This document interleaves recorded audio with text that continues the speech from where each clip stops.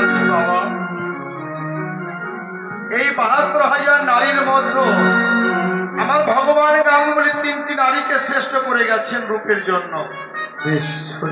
একটি ইরা, একটি পিঙ্গলা, একটি সুষমা।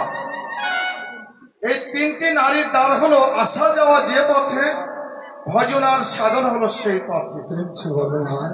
এই যে কি বসে ভাবছো, আসা যাওয়া পথ বুঝে ভুলে গিয়েছো তোমরা?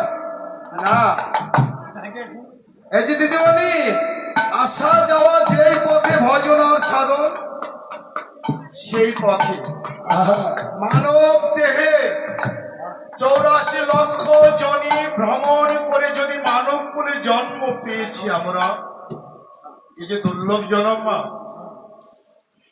ইতিপূর্বে ১৭,২৮,০০০ বৎসর ভগবান রূপ দেখা দিয়েছে। কেউ কি মনে রেখেছি মা? কেউ তো মনে রাখে। মা, আমাদের নিজের মধ্যে যে আত্মারূপী রূপ রয়েছে, এই আত্মাকে কখনো কি আমরা ভালোভাবে একবার দেখেছি মা? দেখি মা। তাই এই যে ২১,৬০০ মানব দেহে প্রবেশ করে আর বহির্গত হয়ে যায়, একবার যদি তোমরা মা, একবার যদি ওই গৌরীর পদচরণ দর্শন করে একবার যদি অভয় চরণে শরণ নিতে পারো মা, আর মানব যেন ভাবে না হরি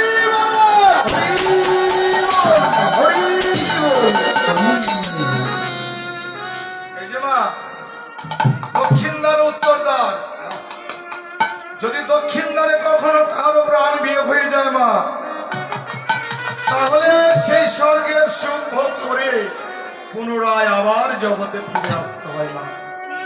তাই আজও দিন রয়েছে উত্তর দ্বারে আসবার জন্য। তোমরা লক্ষ্য করে দেখো, আমি তোমাদের মাঝে একটু প্রাণায়াম দেখিয়ে দিই, চেষ্টা করবে, তোমরা পারবে, অসাধ্য কিছু নয় সাধনার বল।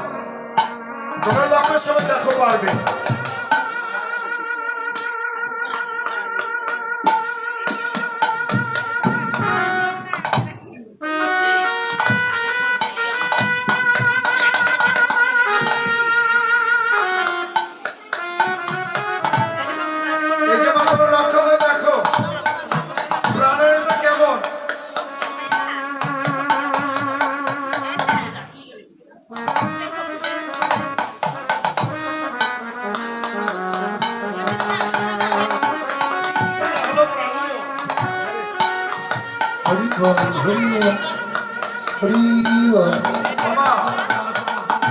এমনি ভাবে যদি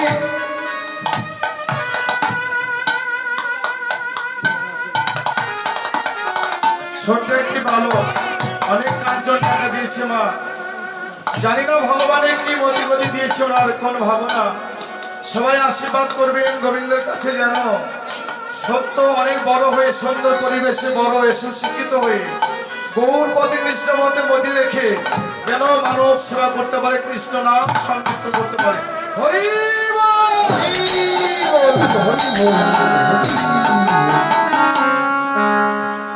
এই যে মা, যেখানে স্থূল আছে রূপ যদি দেখতে চাও, আজকে থেকে তোমাদেরকে দৃঢ় সংকল্প করতে হবে মা।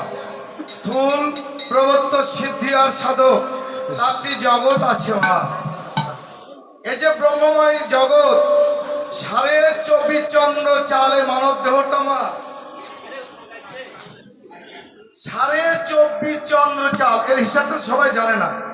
যদি সবাই জানতে চাও, তাহলে তত্ত্ব রসামৃত জ্ঞানমঞ্জরি একবার খুলে ভালো করে পড়বে, তাহলে এই ইরা, পিঙ্গলা, সুষমা সকল কিছু ক্রিয়াগুলো তোমরা জানতে পারবে। তাই বলছি মা, শোনো, যদি গৌরের রূপ দর্শন করতে চাও মা, এই নাগরীর মতো সন্ধ্যাকালে, মধ্যাহ্নকালে বা সকালে ঠাকুরের নিকটে বসে তোমরা যদি ধ্যান করতে পারো, ধ্যান কাকে বলে জানো? তাহলে শোনো, তিনি বলে